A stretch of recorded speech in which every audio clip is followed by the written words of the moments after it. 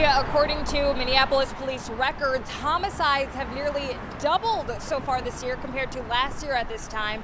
So let's go ahead and break it down by precinct.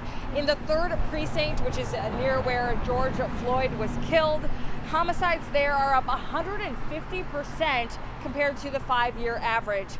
Meantime, in the 4th precinct, which is in northwest Minneapolis, homicides are up around 45%.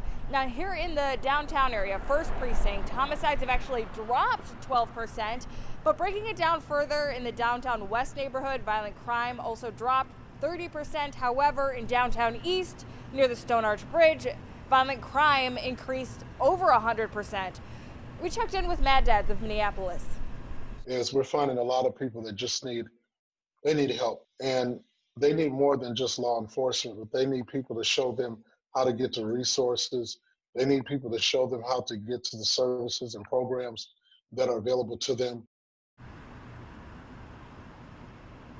Which is what Mad Dads is doing and has been doing since 1989.